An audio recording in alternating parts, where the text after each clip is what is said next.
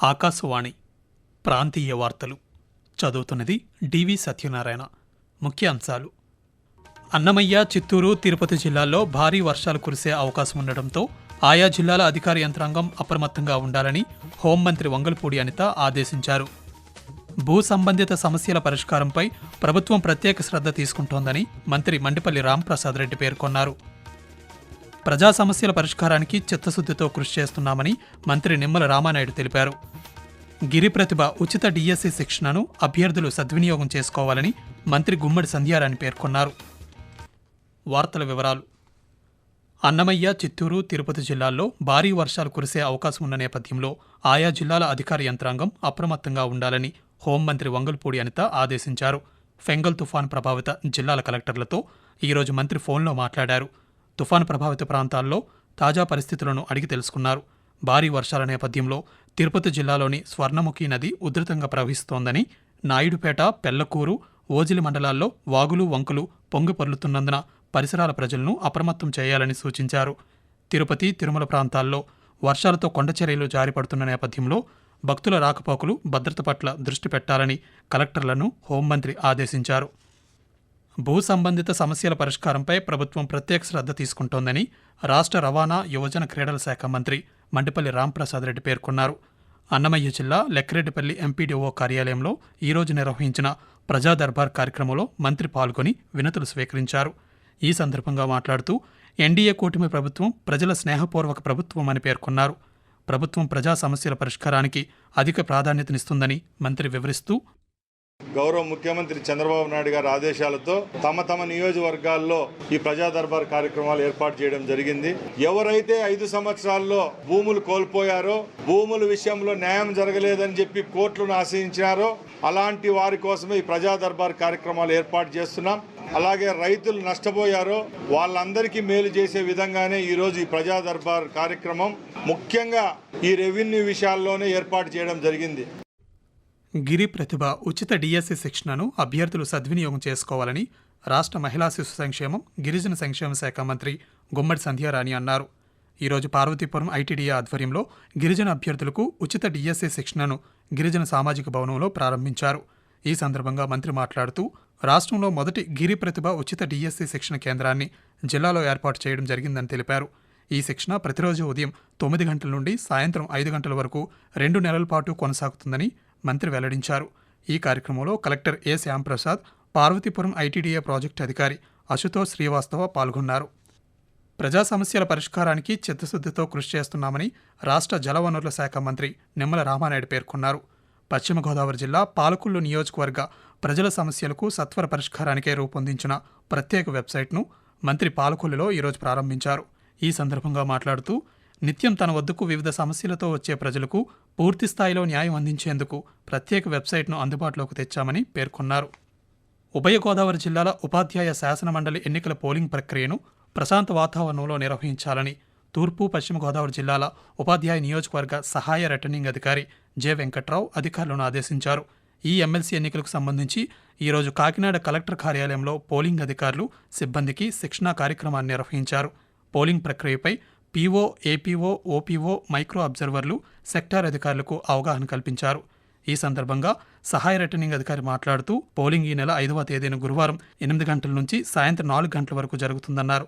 Polling అనంతరం ballot బాక్సులను సురక్షితంగా Kakinada JNTU, doctor BR Ambedkar central లైబ్రరీలో స్ట్రాంగ్ రూమ్లకు తరలించేంత వరకు అధికారులు అప్రమత్తంగా ఉండాలన్నారు.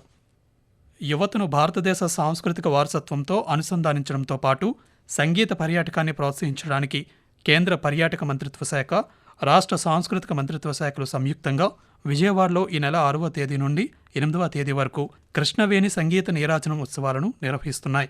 ప్రధాన ఉత్సవానికంటే ముందు నిన్నటి నుండి రాష్ట్ర వ్యాప్తంగా ప్రారంభ వేడుకలను నిర్వహిస్తున్నారు. అందులో భాగంగా శ్రీకాకుళంలో మంద సుధారాణి బృందం, రాజమహేంద్రవరంలో తులసి విశ్వనాథ్ బృందం ఇచ్చిన ప్రదర్శనలు ప్రేక్షకులను ఆకట్టుకుంటున్నాయి. ఆకాశవాణి ప్రాంతీయ వార్తలు వింటున్నారు. విజయనగరం జిల్లాలో సుమారు 300 కోట్ల రూపాయలతో వివిధ అభివృద్ధి పనులను చేపట్టామని రాష్ట్ర సూక్ష్మ, చిన్న, మధ్యతరహా పరిశ్రమల శాఖ మంత్రి కొండపల్లి శ్రీనివాస్ పేర్కొన్నారు. మహాత్మాగాంధీ జాతీయ గ్రామీణ ఉపాధి హామీ పథకం కింద జిల్లాలో జరుగుతున్న అభివృద్ధి పనులపై మంత్రి ఈరోజు కలెక్టర్ కార్యాలయంలో సమీక్ష నిర్వహించారు. ఉపాధి హామీ పథకంలో చేపట్టిన రహదారులు, కాలువలు, గోకులాల నిర్మాణం తదితర పనుల ప్రగతిని కలెక్టర్ డాక్టర్ బిఆర్ అంబేద్కర్ మంత్రికి వివరించారు. పనులను వేగవంతమయ్యేలా చర్యలు తీసుకోవాలని అధికారులను మంత్రి ఈ సందర్భంగా ఆదేశించారు. అనంతరం ఆయన పాత్రికేయులతో మాట్లాడుతూ 200 కోట్ల రూపాయల విలువైన 2165 పనులను మంజూరు కాగా వాటిలో 184 పనులు ఇప్పటికే పూర్తయ్యాయని మంత్రి వెల్లడిస్తూ, గత 5 సంవత్సరాలుగా స్టేట్ యాజ్ అ కాంపోనెంట్ చేయడం వల్ల విజయనగరం జిల్లాలో చాలా వరకు వర్క్స్ ఆగిపోయి ఉన్నాయి. ఈ రోజు ఈ డెసిషన్ వల్ల విజయనగరం జిల్లాకి ఏదైతే మెటీరియల్ కాంపోనెంట్ ఉందో సుమారు 250 కోట్లు డెవలప్మెంట్ వర్క్స్ ఏదైతే కాంపోనెంట్ ఉందో అది పూర్తి స్థాయిలో రావడం, ఈ రోజు గ్రామీణ ప్రాంతాల్లో రూరల్లో ఏదైతే అభివృద్ధి కోసం అని ఇచ్చిన central government and state government ఇచ్చిన అమౌంట్ ఏదైతే ఉందో పూర్తి స్థాయిలో వినియోగం రావాలని కోరుకుంటూ ఇక్కడ అధికారులందరితో ఒక మీటింగ్ ఏర్పాటు చేసి ఒక రివ్యూ పెట్టుకున్నాం. ఖచ్చితంగా అందరూ కూడా పాజిటివ్ గా ఉన్నారు. రాష్ట్ర పునర్వ్యవస్థీకరణ చట్టంలోని విభజన అంశాలపై చర్చించేందుకు తెలుగు రాష్ట్రాలకు చెందిన ఉన్నతాధికారుల కమిటీ ఈరోజు సమావేశమైంది. ఆంధ్రప్రదేశ్లో తొలిసారి జరుగుతున్న ఈ సమావేశంలో ఇరు రాష్ట్రాల ప్రధాన కార్యదర్శుల నేతృత్వంలో అధికారుల కమిటీ సమావేశమైంది. విద్యుత్ బకాయిలు, ఉమ్మడి సంస్థల ఖర్చులను తిరిగి చెల్లించే అంశంతో పాటు విభజన పూర్తి కాని సంస్థలకు చెందిన నగదు నిల్వలు, విభజన చట్టంలోని 9, 10 షెడ్యూల్లో సంస్థల ఆస్తుల పంపకాలపై ప్రధానంగా చర్చించనున్నారని అధికారులు తెలిపారు.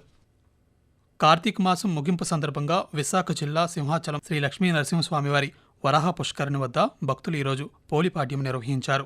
వివిధ ప్రాంతాల నుండి వేకువజామునే మహిళలు పుష్కరిణి వద్దకు చేరుకొని సంప్రదాయం ప్రకారం దీపాలు వదిలిపెట్టారు. మరోవైపు సింహాచలం క్షేత్రంలో ప్రతి సంవత్సరం జరిగే శ్రీ నరసింహస్వామివారి మండల దీక్షలు కూడా ఈరోజు సంప్రదాయబద్ధంగా ప్రారంభమయ్యాయి. ఫెంగల్ తుఫాను ప్రభావంతో కురిసిన భారీ వర్షాల కారణంగా శ్రీ పొట్టి శ్రీరాములు నెల్లూరు జిల్లాలోని పలు ప్రాంతాల్లో పంటలకు నష్టం వాటిల్లింది. ఎగువ ప్రాంతాల్లో కురుస్తున్న వర్షాలకు సోమశిల, కండలేరు జలాశయాలకు వరద నీరు వచ్చి చేరుతోంది. మరో 24 గంటల పాటు అప్రమత్తంగా ఉండాలని జిల్లా అధికారులు ప్రజలకు సూచనలు జారీ చేశారు. దీనిపై మరిన్ని వివరాలను మా నెల్లూరు జిల్లా ఆకాశవాణి ప్రతినిధి అమర్ అందిస్తారు.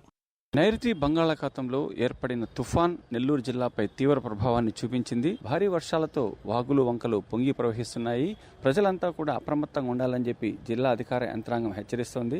ఎవరూ కూడా తీర ప్రాంతం వద్దకు వెళ్లవద్దని కూడా అధికారులు సూచిస్తున్నారు. భారీ వర్షాల వల్ల జిల్లాలో 3000 హెక్టార్లలో నారుమళ్లు దెబ్బతిన్నాయని చెప్పి వ్యవసాయ శాఖ అధికారులు ప్రాథమిక అంచనాకు వచ్చారు. బాధితులను ఆదుకునేందుకు ప్రభుత్వానికి నివేదిక సమర్పిస్తామని ఆయన తెలిపారు.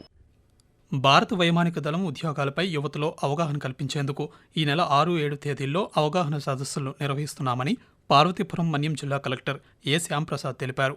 ఈరోజు గిరి ప్రతిభ ప్రారంభోత్సవ కార్యక్రమంలో పాల్గొన్న కలెక్టర్ మాట్లాడుతూ ఈ నెల 6వ తేదీన సీతంపేటలో, 7వ తేదీన పార్వతీపురంలో ఈ అవగాహన సదస్సులు ఏర్పాటు చేస్తున్నామన్నారు. యువతకు ఉపాధి అవకాశాలు మెండుగా ఉన్నాయని వాటిని సద్వినియోగం చేసుకోవాలని పిలుపునిచ్చారు. ఈ సదస్సులకు యువత హాజరై సంబంధిత ఉద్యోగాల పట్ల అవగాహన పెంచుకుని విజయం సాధించేందుకు కృషి చేయాలని కలెక్టర్ కోరారు. తిరుమల శ్రీ వెంకటేశ్వర స్వామివారిని తిరుపతి స్థానికులు దర్శించుకునేందుకు మహతి ఆడిటోరియంలో ప్రత్యేక దర్శన టోకెన్ల జారీ ప్రక్రియను తిరుమల తిరుపతి దేవస్థానం చైర్మన్ బిఆర్ నాయుడు, టీటీడీ కార్యనిర్వహణాధికారి జె శ్యామలరావుతో కలిసి ఈరోజు ప్రారంభించారు.